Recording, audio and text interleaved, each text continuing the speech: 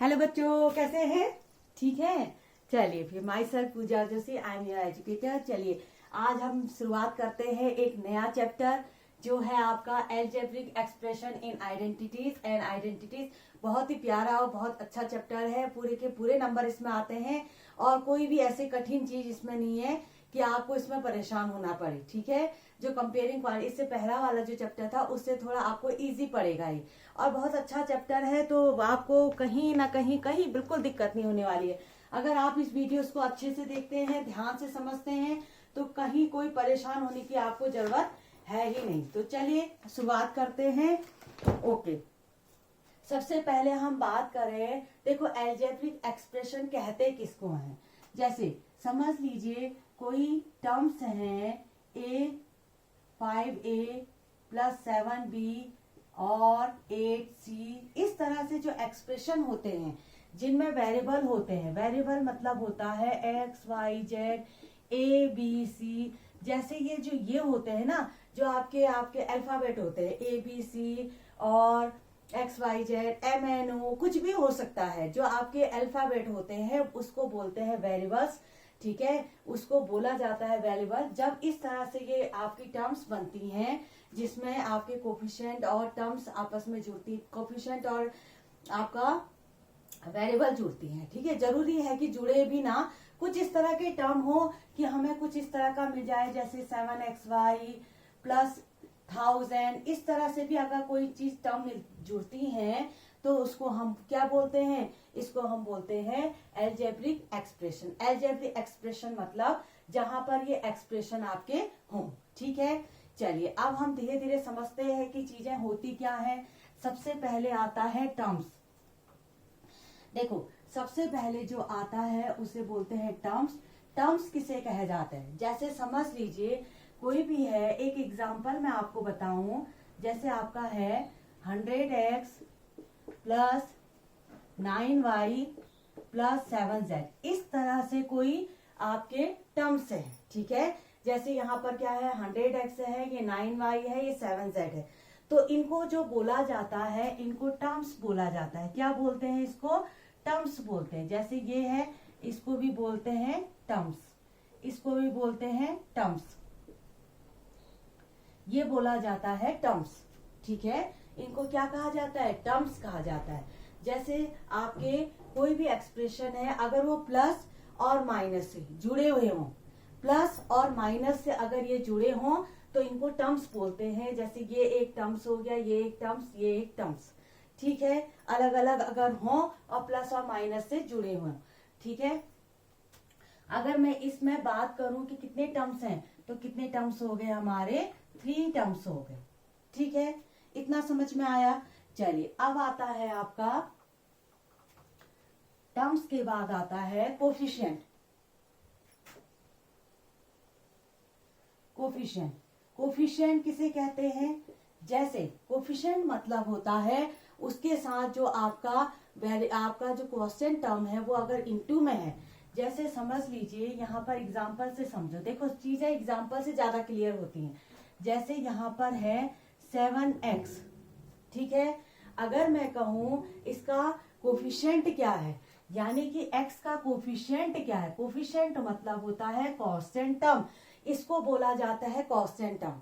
ठीक है, जो कांस्टेंट टर्म होती है उसको बोलते हैं आपका कोफिशिएंट। ठीक है, जैसे अगर XYZ, इसको क्या बोलते हैं? इनको बोलते हैं हम वेरिएबल। और जैसे 7, 8, 9 और जो काउंटिंग होती है, देखो इसको बोला जाता है कांस्टेंट टर्म। कांस्टेंट क्यों बोलते हैं? क्योंकि 8 हमेशा 8 ही रहेगा, 8 9 नहीं बन जाएगा। लेकिन XYZ ABC इनकी वैल्यू कुछ भी हो सकती है, कुछ भी। ठीक है, कई बार हम मान के चलते हैं कि ये A है या B है या X है, Y है। वेरिएबल मतलब, वेरिएबल का मतलब ही होता है जो चेंज हो जाए। लेकिन कांस्टेंट टर्म क्या होती है? जो बिल्कुल फिक्स रहती है, कभी भी चेंज नहीं होती है, इसको बोलते हैं कांस्टेंट। ठीक है, इतना समझ में आया। चलिए फिर अब आता है नेक्स्ट हमारा कांस्टेंट, कोफिशिएंट हो गया, आपका टर्म्स हो गया, और क्या बचता है अब?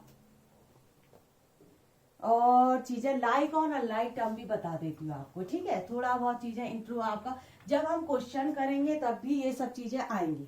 देखो ये होता है like terms, like term, unlike term. Like term में क्या होता है, आपकी जो वेरिएबल है वो सेम होना चाहिए।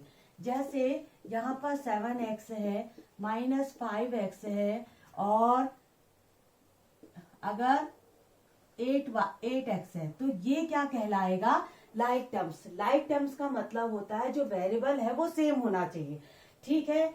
वेरिएबल हमेशा सेम हो, जरूरी नहीं है कि x ही हो, y भी हो सकता है, z भी हो सकता है।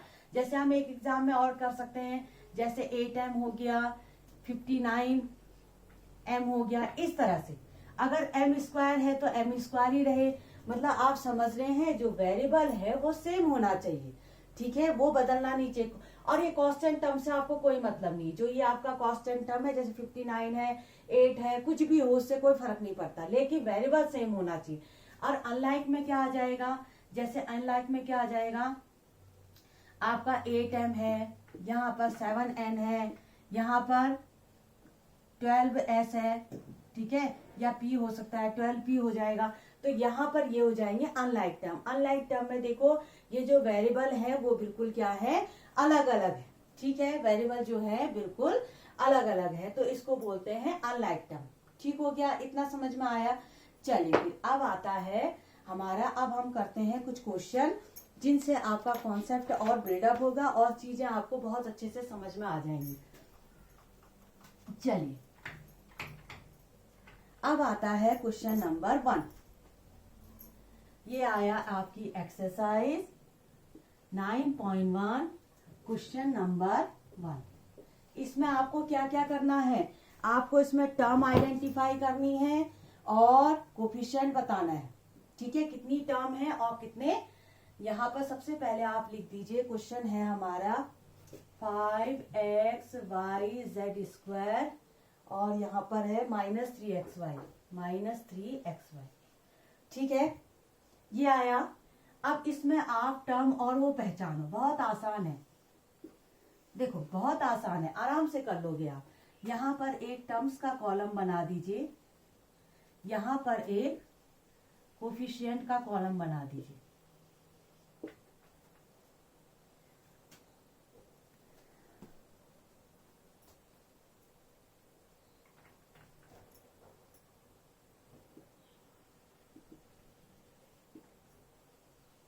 इसका कोफिशिएंट का कॉलम बना दीजिए, ठीक है। देखो टर्म्स कितनी है इसमें, देखो एक टर्म, दो टर्म। देखो प्लस माइनस से जब चीजें जो होती हैं जुड़े रहते हैं, जो टर्म्स हैं वो प्लस माइनस से जुड़े रहते हैं, तो उसको दो मानते हैं। जैसे यहाँ पर देखिए, एक टर्म ये हो गया, एक टर्म ये हो गया, तो कितने टर्म हो गए, दो टर्म हो गए। समझ में आया। जो आपके वेरिएबल है, वेरिएबल जुड़ के एक बना रखा है, एक प्लस माइनस से जुड़ा हुआ है, तो दो मानेंगे इसको हम। अच्छा कोफिशिएंट क्या होगा, कोफिशिएंट देखो इसमें इस वाले का कोफिशिएंट क्या है 5, और इसका क्या है -3। समझ में आया। देखो इसका कोफिशिएंट मतलब 5, इसका कोफिशिएंट प्लस माइनस भी रखेंगे, हाँ ध्यान, प्लस माइनस का भी ध्यान रखेंगे, तो 5 और -3 आ गया, ठीक है। अब आता है दूसरा वाला करें, अगर आसान है ना, समझ में आ गया आपको। चलिए अब आता है दूसरा वाला पार्ट, जो है हमारा 1 + x + x², ठीक है। अब इसमें कह रहा है, देखो टर्म्स बतानी है, टर्म्स कितनी हुई 1 2 3, 3 टर्म्स हैं। देखो तीन चीजें जो है प्लस से जुड़ी हुई है, 1 2 3, तो 3 टर्म्स हो गई। और कोफिशिएंट कितना हो गया, देखो यहाँ पर जो है x का कोफिशिएंट कितना है, यहाँ पर कुछ नहीं लिखा है, तो इसका मतलब है 1 होगा। ध्यान देना, अगर कोई चीज नहीं लिखी है तो इसका मतलब क्या होगा, ये होगा आपका 1, और यहाँ पर भी अगर कुछ नहीं लिखा है तो समझ लेना ये होगा 1। तो आपका आ गया कोफिशिएंट 1 और 1, ठीक है। कोफिशिएंट क्या आ गए 1 और 1, ठीक। अब आता है थर्ड पार्ट।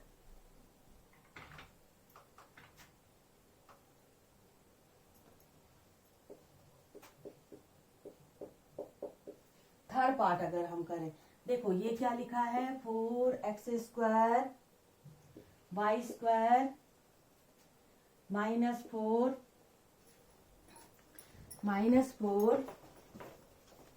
ये है आपका x² y² z² plus z²। ठीक है, चलो अब हम इसमें कांस्टेंट टर्म ढूंढते हैं और उसके बाद कोफिशिएंट ढूंढते हैं और टर्म्स। देखो ये टर्म्स था, ये क्या था, ये था कोफिशिएंट। ठीक है, अब टर्म्स बताओ, जल्दी बताओ, सब बच्चे बताएंगे, जोर से बोलो। चलो ये हो गया एक टर्म, ये हो गया दो टर्म, ये हो गया तीन। 1 2 3 कितनी टर्म्स हो गई, 3 टर्म्स हो गई। अच्छा कोफिशिएंट की बात करें, देखो यहाँ कौन सा नंबर है मल्टीप्लाई में, ये है 4। एक कोफिशिएंट ये हो गया, दूसरा क्या है -4, तीसरा क्या है 1। ठीक है, इतना समझ में आया। चलिए फिर अब आता है फोर्थ पार्ट। अब आता है फोर्थ पार्ट। ठीक है, फोर्थ पार्ट में क्या है, 3 - PQ plus QR minus RP। ठीक है, ये है। अब इसमें देखो नंबर ऑफ टर्म्स कितनी है, 1 2 3 4। कितनी टर्म्स हैं, 4। कितनी टर्म्स हैं, 4 टर्म्स है कि नहीं, 1 2 3 4 टर्म्स हैं। और कोफिशिएंट क्या है, देखिए इसका कोफिशिएंट भी आप कर सकते हैं। देखो ये तो आपका 3 ही आ गया है ना, यहाँ पर आ गया आपका -1 और ये आ गया +1 और यहाँ से आ गया -1। ठीक है ना, विजिबल है। चलिए तो ये भी आपका देखिए यहाँ पर नंबर ऑफ टर्म्स कितनी है, 1 2 3 4 लिखा। उसके बाद देखो कोफिशिएंट, ये 3 भी कोफिशिएंट में माना जाएगा। ठीक है, तो इसको भी लिखेंगे आप 3। ठीक है, आप चाहो तो इसको थोड़ा सा और सिस्टमेटिक ढंग से कर सकते हो। नंबर ऑफ टर्म्स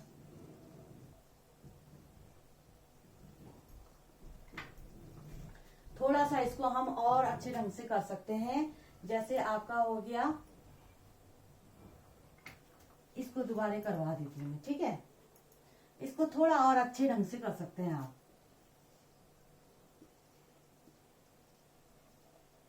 ये टर्म्स, ठीक है, इसमें टर्म्स कितनी आ गई, 4 टर्म्स आ गई। 3 - PQ प्लस QR मतलब RP। ठीक है, ये आपका टर्म्स आ गया। तो यहाँ पर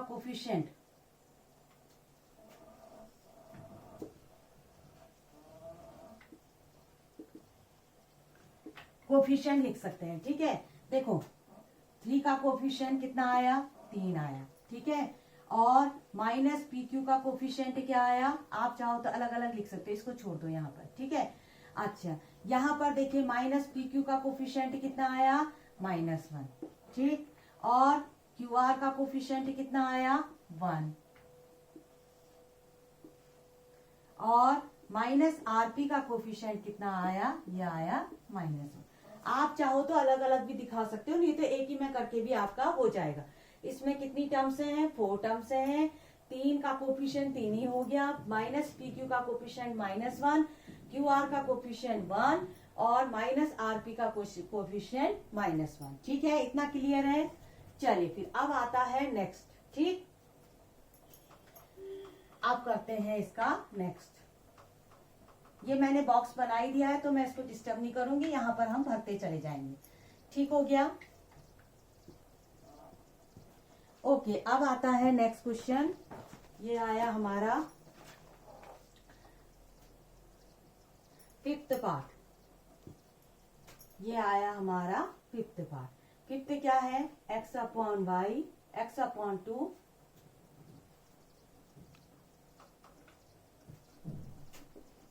x/2 plus y/2 minus xy। ठीक है, ओके। अब देखिए x/y plus y/2 minus xy, इसमें नंबर ऑफ टर्म्स बताओ कितनी है, 1 2 3 1 2 3। कितनी टर्म्स हैं? 3 टर्म्स हैं। अच्छा, कोफिशिएंट की बात करें, x अपॉन वाई का जो कोफिशिएंट है वो कितना है? 1 है, क्योंकि एक ही नंबर यहाँ पर मल्टीप्लाई में है। अच्छा, x अपॉन 2 है ये, सॉरी x अपॉन 2 है, ये जो है x अपॉन 2 है, मैंने y लिख दिया, ठीक है। x अपॉन 2, तो इसका जो आपका कोफिशिएंट होगा वो कितना होगा? 1 अपॉन 2। कितना होगा? 1 अपॉन 2। देखो ये जो है x अपॉन 2 को आप 1 अपॉन 2 इंटू एक्स से लिख सकते हैं कि नहीं लिख सकते हैं? लिख सकते हैं ना। देखो 1 अपॉन 2 इंटू एक्स, तो इसका कोफिशिएंट कितना आया? 1 अपॉन 2। इसका कोफिशिएंट y अपॉन 2 का कितना आया? इसको क्या लिख सकते हो आप? 1 अपॉन 2 इंटू वाई लिख सकते हैं। तो इसका कोफिशिएंट कितना आया? इसका भी आया 1। अच्छा, एक्स वाई है, माइनस एक्स वाई है, माइनस एक्स वाई का कोफिशिएंट क्या होगा? ये आएगा आपका -1, ठीक है। कुछ नहीं लिखा है तो 1 समझिए, ठीक है। 0 नहीं होगा। 0 का होने का मतलब क्या है? 0 होने का मतलब तो पूरा पूरा का पूरा ही 0 हो जाएगा, ठीक है। अब बचता है इसका लास्ट पार्ट जो है 6 पार्ट। आई होप आप लोगों को ये समझ में आ रहा होगा कि कैसे करना है। आसान है, बहुत आसान है, कोई दिक्कत नहीं है इसमें। ये देखिए, अब आ रहा है हमारा, ये आ रहा है 6 part. 0.3a minus 0.6ab plus 0.5b, ठीक है। ये आ रहा है ना? ओके, यहां पर देखिए, यहां पर 0.3a minus 0.6ab plus 0.5b। Okay, अब से नंबर ऑफ टर्म बताओ। 1, 2 और ये 3। कितनी टर्म्स आ गई? 3 आ गई, ठीक है। 0.3a में इसका कोफिशिएंट क्या है? a के साथ कौन है? देखो a के साथ है 0.3, तो ये 0.3 इसका कोफिशिएंट आ गया।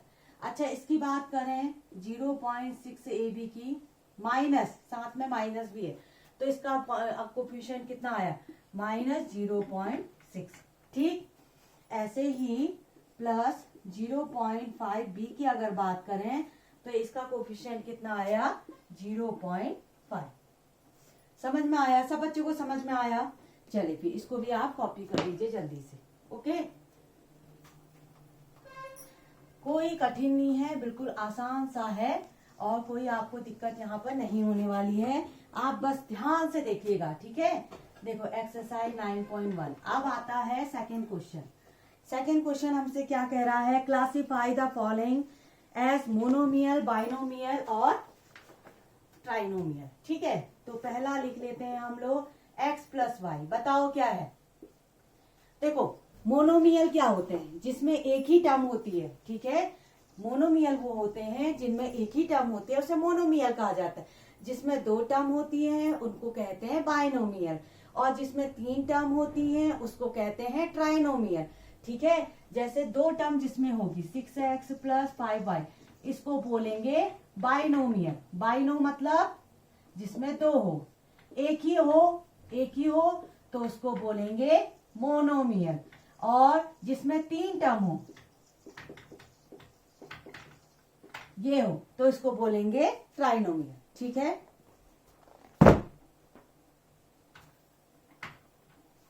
चलिए फिर अब हम इसको लिखते हैं। सबसे पहला पार्ट है हमारा x प्लस वाई। जल्दी बोलेंगे सब बच्चे, जल्दी बोलेंगे। क्या होगा ये? बाइनोमियल। इसमें कितनी टर्म है? इसमें कितनी टर्म है? 1 और 2, 2 टर्म्स है ना, इसलिए ये बाइनोमियल।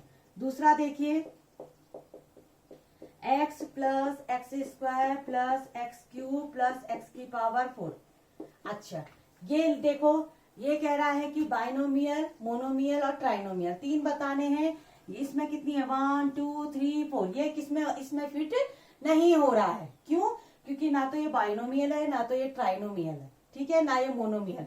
तो इसमें लिखेंगे आप डज नॉट फिट। ये किसी चीज में भी फिट नहीं हो रहा है, ठीक है। अब तीसरा पार्ट आता है। तीसरा पार्ट कहता है 7 प्लस वाई प्लस 5x। ये क्या है?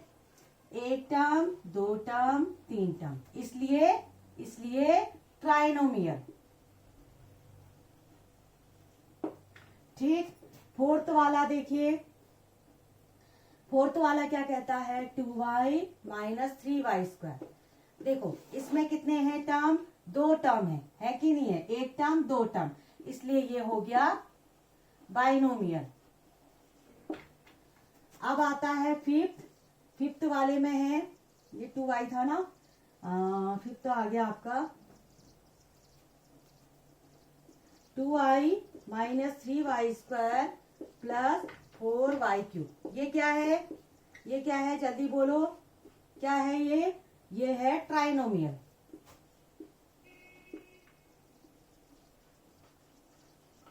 ये क्या है, ट्राइनोमियल। उसके बाद आता है 5x minus 4y plus 3xyz, xy केवल xy, ठीक है, इतना ही है 3xy। तो ये क्या कहलाता है, ये कहलाएगा 1 2 3, ये भी होगा ट्राइनोमियल। अब आता है सेवंथ, सेवंथ वाला क्या है, देखो 4z माइनस 15z क्यूब। ये कितना आया, इसमें दो टर्म आ गए, इसका मतलब बाइनोमियल।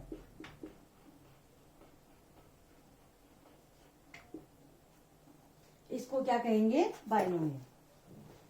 सेवंथ आ गया। अब आता है eighth, A B plus B C plus C D plus D. देखो ये तो ना तो मोनोमियल है, मोनोमियल मतलब एक टर्म हो जिसमें दो टर्म हो, तीन टर्म, ये तो चार टर्म वाला है, 1 2 3 4। जो चार टर्म वाला है ये किसी में फिट नहीं हो रहा है, यहां पर आप लिखेंगे डज नॉट फिट। क्या लिखेंगे, डज नॉट फिट। अब आता है आपका नाइन्थ पार्ट, जो है आपका PQR, PQR। देखो PQR इसमें केवल एक ही टर्म है, क्योंकि सब इंटू में है ना, इसलिए ये क्या है, एक ही टर्म है, ये आ जाएगा आपका मोनोमियल। क्या आ जाएगा, मोनोमियल। अब टेंथ वाला देख लें, टेंथ वाले में था p square Q plus P Q square. ये क्या है, इसको देखो, इसमें दो टर्म है, एक टर्म ये एक टर्म ये, तो ये हो गया आपका बाइनोमियल। क्या हो गया, बाइनोमियल। अब आता है 11th, 11th वाले में क्या है, 2p प्लस 2q। कितनी टर्म है, दो टर्म है, इसलिए इसको कहेंगे बाइनोमियल। क्या कहेंगे इसको, बाइनोमियल। ठीक है, इतना समझ में आया, सब बच्चों को क्लियर है। एक बार विजिबल है कि नहीं है मैं देख लेती हूँ, है सब विजिबल होना चाहिए। चलिए क्लियर तो है, दिखाई दे रहा है। ओके चलो सब लोग कॉपी कर लो। बस दो टर्म, एक टर्म मोनोमियल, दो टर्म बाइनोमियल, तीन टर्म ट्राइनोमियल। ठीक है, चलिए बच्चे अब आपको करना है ऐड। ठीक है, आसान होता है, ज्यादा कुछ कठिन नहीं है। आपको करना है ऐड। कैसे करेंगे देख लीजिए। तीन टर्म हमारे पास हैं, इनको आपने जोड़ना है। कैसे जोड़ेंगे, सबसे पहले आप A B minus B C को लिख दीजिए। लिखा, पहली वाली टर्म आपने लिखी, अब बीच में लगा दीजिए प्लस साइन। प्लस, देखो ऐड आसान होता है, थोड़ा सब्ट्रैक्शन में दिक्कत होती है, बस आप इसके बीच में प्लस प्लस साइन लगाते जाइए। और यहाँ पर आ गया सी ए माइनस ए बी। कुछ नहीं करना है आपको, क्या करेंगे आप प्लस प्लस साइन लगाते जाइए, यहाँ पर प्लस का सिंबल और इन दोनों के बीच में ऐड करना है। अच्छा अब इसको देखिए तो कितना आया, ए बी, कोई और ए बी है, देखिए एक ए बी ये है, एक ए बी है, ये है प्लस में, ये है माइनस में, तो ये हो गए कैंसिल। बी सी देखिए, बी सी एक माइनस में एक प्लस में, तो ये भी कैंसिल। सी ए प्लस में माइनस में, ये भी कैंसिल, तो आपका आंसर आ गया 0। ठीक है, अब आता है सेकेंड वाला पार्ट। देखो सेकेंड वाले पार्ट के लिए आप क्या करेंगे, इसको ऐड करेंगे। क्या करेंगे, a minus B plus A B, पहले लिख लो आप। अब यहाँ पर जो है प्लस का सिंबल लगा दीजिए, minus B minus C plus B C, फिर प्लस का निशान लगा दीजिए, c minus A plus A C. ठीक है। अच्छा देखिए, अब ध्यान से देखना कि कोई चीज कट रही है कि कौन सी चीज ऐड हो रही है। देखिए ये a है प्लस ए, ये माइनस ए है, तो सीधे ये हो गए कैंसिल। देखो ये प्लस सी है, ये माइनस सी है, तो ये भी कैंसिल हो गया। आप पहले देखो कि कौन सी चीज कैंसिल हो रही है, सबसे पहले कैंसिल करो, या जुड़ी है तो जोड़ो, इस तरह से करो। देखो माइनस बी प्लस बी, ये भी कैंसिल हो गया। तो हमारा जो आंसर आता है वो आता है ए बी है, और क्या बचा, बी सी बचा और ए सी बचा। अब ये कुछ नहीं होगा, देखो अब ये कुछ भी नहीं होने वाला है, क्योंकि ये हमारा फाइनल हो गया। अब ये ना तो ऐड होंगे ना तो ये सब्ट्रैक्ट होंगे। ठीक है, चलिए अब हम इसके करते हैं थर्ड और फोर्थ पार्ट।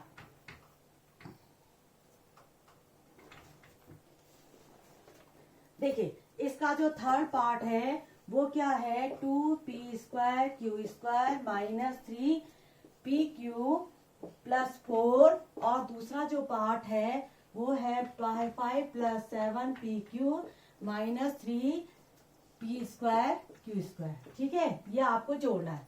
कैसे जोड़ेंगे, देखो आप क्या करो, बीच में प्लस का साइन लगा लो। क्या हुआ, 2p² q² minus 3pq plus 4 plus, देखो यहाँ पर बीच में प्लस का symbol, 5 plus 7pq minus 3p² q²। ठीक है, अब इसमें से देखिए आपको क्या क्या दिख रहा है, एक ये जो है और एक इसको देखिए, दोनों क्या है, वेरिएबल दोनों के सेम है। p², देखो हमेशा सेम वेरिएबल जुड़ते हैं, इतना ध्यान देना, सेम वेरिएबल जुड़ते हैं और सेम वेरिएबल ही माइनस होते हैं। जो भी आप करेंगे सेम वेरिएबल होना चाहिए।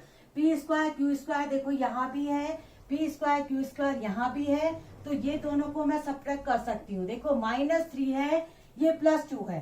ठीक है, -3 से +2 को अगर सब्ट्रैक्ट करेंगे तो बचेगा -1। ध्यान देना, -1 p² q² इंटू में लिख दो। अच्छा 3pq और 7pq, इन दोनों को देखिए तो जरा, सेम वेरिएबल वालों को जोड़ना और सेम वेरिएबल वालों को ही माइनस करना। ठीक है, देखो 7pq 3pq, 7 में से 3 को माइनस करोगे क्या बचेगा, 4। बड़ी डिजिट के आगे प्लस साइन है, इसका मतलब आएगा प्लस 4pq। अच्छा 4 और 5 को सीधे सीधे जोड़ दीजिए, ये आ गया 9। तो हमारा जो है इसको आप थोड़ा सा सिस्टम से लिख दीजिए। क्या आ रहा है, माइनस p² q², 1 को लिखने की जरूरत है नहीं, प्लस 4pq प्लस 9, ये हमारा आंसर। ठीक है, कोई प्रॉब्लम किसी को, कोई दिक्कत नहीं है ना। हाँ ठीक है, अब आते हैं हम इसका नेक्स्ट पार्ट।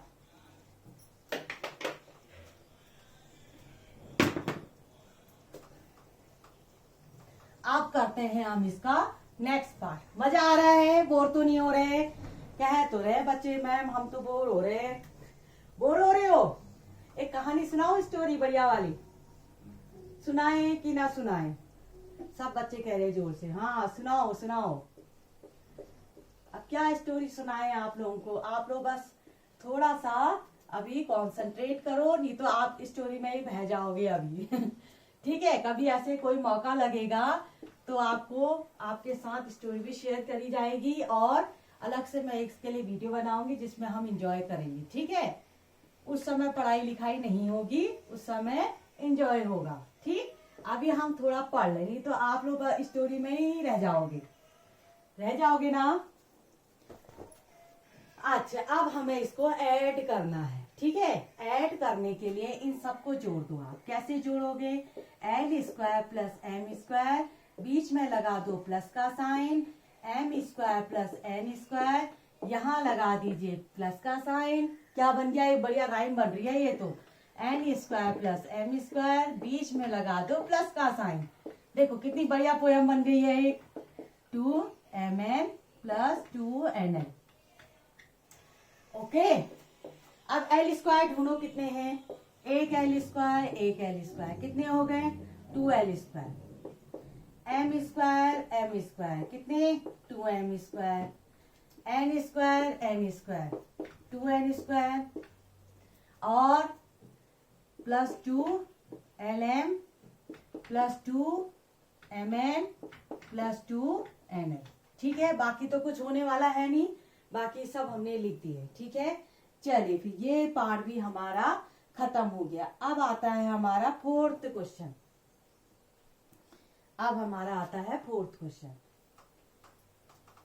अरे आपने कॉपी किया नहीं किया? मैंने तो पहले ही मिटा दिया ये। अब पता नहीं किया कि नहीं किया, समझ में नहीं आ रहा। अब आता है मेन जो होता है सब्ट्रैक्शन। यहाँ पर सब बच्चे मैक्सिमम कंफ्यूज होते हैं और हर बार बड़ी बड़ी ब्लंडर मिस्टेक ये लोग कर देते हैं, और उससे क्या होता है, लगने के लिए लगता है कि हाँ इतनी छोटी मिस्टेक, लेकिन वो पूरा क्वेश्चन खराब कर देती है। तो इस जो पार्ट है, इस पार्ट को आप लोग ध्यान से देखेंगे। फ्रॉम ये है 12a minus 9ab plus 5b minus 3। ठीक है, आपको जो करना है वो करना है सब्ट्रैक्ट करना है इस नंबर को फ्रॉम। हमेशा जिससे सब्ट्रैक्ट करना है उसको पहले लिखो।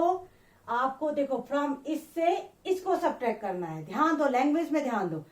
फ्रॉम दिस वन, इससे इसको, तो सबसे पहले इसको लिख लो आप। क्या है 12a minus 9ab plus 5b minus 3। हमने पहले इसको लिखा, ब्रैकेट में डाल दो। ठीक है, अब माइनस लगाना है तो माइनस लगाते समय बिल्कुल गड़बड़ नहीं करनी है, ब्रैकेट पहले लगा देना है, क्योंकि सारे साइन बदलने वाले हैं। माइनस क्या है, एक तरह से कल्प्रिट की तरह है, वो जब बड़ा डेंजर है, वो जिस घर में जाएगा तूफान मचा के रख देगा, है ना। तो आप क्या करेंगे, इसको जो है ब्रैकेट में रखेंगे, और भूल कर भी ऐसे ही माइनस मत लगा देना, हमेशा ब्रैकेट में जरूर रखना। क्यों? क्योंकि ये जब जाता है अंदर तो सारे साइन बदल देता है। अच्छा, अब हम इसको थोड़ा सा सिस्टम से ले आते हैं। 9ab प्लस 5b माइनस 3, ये एक तरह से विलेन का काम करता है। ठीक है, अगर घर में कोई गलत इंसान अगर घुस जाता है तो वो क्या करता है, सब डिस्टर्ब करके रख देता है। प्लस को माइनस, माइनस को प्लस, ये माइनस अगर सब अंदर जाएगा तो सारे साइन बदल देगा। देखो ये 4a है, क्या है, प्लस है, कुछ साइन नहीं है तो प्लस समझ लो, तो ये इसको क्या बना देगा, इसको बना देगा ये माइनस, माइनस 4a। देखो ये माइनस 4a, ये प्लस 7ab। देखो ये साइन बदल गया, ये माइनस। आप क्या करो, सारे साइन बदल दो, जो प्लस है उनको माइनस कर दो, जो माइनस है उनको प्लस कर दो। ये माइनस, ये भी माइनस। ठीक है, अब कोई दिक्कत नहीं है, अब हो जाएगा। करते समय था ध्यान देंगे। सबसे पहले 12a वाला ढूंढो, 12a और a वाला ढूंढिए। कौन है, 4a। देखो 12 में से 4 को माइनस करो, कितना आया, 8a। 9ab 7ab, कितना हुआ, 9 में से 7 को माइनस करो, कितना आया, माइनस 2ab। बड़ी डिजिट के आगे जो साइन होता है वही साइन हम लगाते हैं, इस चीज का ध्यान देना। देखो 9 में से 7 को माइनस करोगे आएगा 2, और लेकिन बड़ी डिजिट के आगे जो साइन है वही साइन आपका रहेगा। अच्छा, अब आता है 5b को ढूंढो। 5b यहाँ है, 3b यहाँ है, 5 में से 3 गया, कितना आया, 2b। अब बड़ी डिजिट के आगे प्लस साइन है तो प्लस साइन लगेगा। अब आता है यहाँ पर -3 है, यहाँ पर -12 है। माइनस माइनस हमेशा जुड़ के प्लस बनाते हैं, लेकिन साइन हमेशा नेगेटिव रहता है, इस चीज का ध्यान देके। देखो माइनस माइनस हमेशा जुड़ेंगे, और लेकिन साइन क्या रहता है, हमेशा नेगेटिव रहता है। ठीक है, इतना समझ में आया। चलो जल्दी से आप इसको कॉपी कर लो। ठीक है, 1 2 3 ओके। अब आता है नेक्स्ट में हमारा आता है सब्ट्रैक्ट। ये आता है 4th का बी पार्ट। आपको सब्ट्रैक्ट करना है, आपको करना है subtract 3xy plus 5yz minus 7zx from, ठीक है, from 5xy minus 2yz minus 2zx और प्लस 10xyz। आपको सब्ट्रैक्ट करना है। देखो सब्ट्रैक्ट कैसे करेंगे, पीछे वाले में से आगे वाले को सब्ट्रैक्ट करना है। सबसे पहले पीछे वाला लिखो, क्या लिखोगे, 5xy minus 2yz minus 2zx plus 10xyz। From जो लिखा होता है ना, तो पहले इसको लिखो फिर इनको लिखना। अब बीच में लगा दो माइनस साइन, लगाया, अब इसको लिख दो, कितना, 3xy plus 5yz minus 7zx। ठीक है, अब इसको आप क्या कर दीजिए, ओपन कर दीजिए, yz minus 2zx plus 10xyz। Minus को जब डालेंगे अंदर तो क्या बनेगा, 3xy, यहां पर बनेगा माइनस 5 प्लस 7zx। ठीक है, चलिए यहां तक क्लियर हुआ आप लोगों को, यहां तक क्लियर है ना। हमने क्या किया, माइनस को अंदर डाला तो माइनस 3xy, यहाँ पर माइनस 5yz, यहाँ पर प्लस 7zx। ठीक है, अब उसके बाद आप इसको ठीक करिए। कैसे करेंगे ठीक, देखो 5xy और 3xy, 5 में से 3 को माइनस करेंगे 2xy, yz यहाँ है, yz यहाँ है, ये देखो ये yz कितना हुआ, माइनस 7yz। माइनस माइनस हमेशा जुड़ जाते हैं। ठीक है, 2zx 7zx, देखिए यहाँ पर है -2, यहाँ पर है +7, 7 में से 2 को माइनस करेंगे तो ये आ जाएगा आपका +5zx, और यहाँ पर +10xyz। ठीक है, इतना लिख लो आप। देखो 7 में से 2 को माइनस करेंगे तो आ जाएगा 5 और 10xyz। ओके, बस और क्या है हमारा, कुछ हो तो आएगा नहीं। अब इसके बाद देखिए, इसके बाद मुझे नहीं लगता कि कुछ होना चाहिए। देखो 5xy ये कर दिया हमने, इन दोनों को कर दिया, yz वाले भी कर दिए, zx वाले भी कर दिए।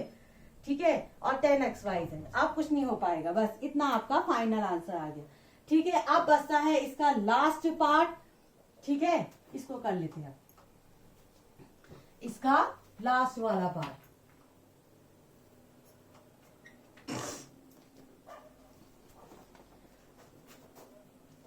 देखो 4th का लास्ट पार्ट है, सब्ट्रैक्ट करना है।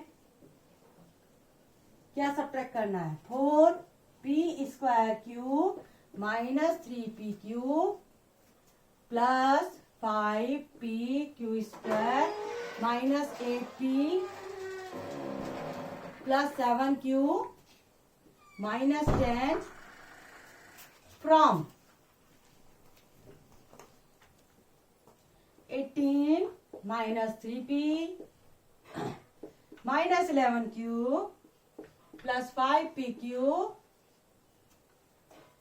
2pq² plus 5p²q।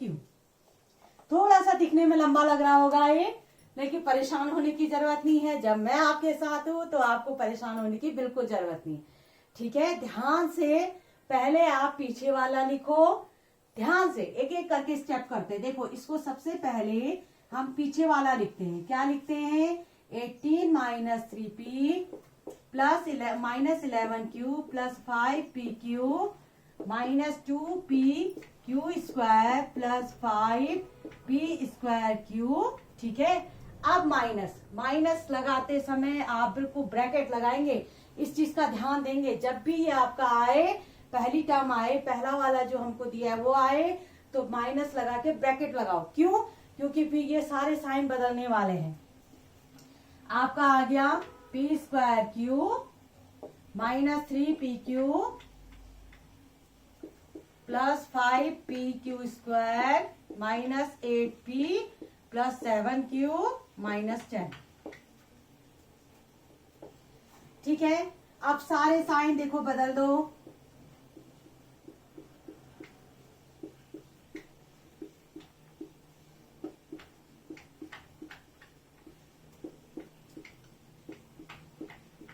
देखो सारे साइन बदलो, यहां पर आ जाएगा 4p² प्लस 3pq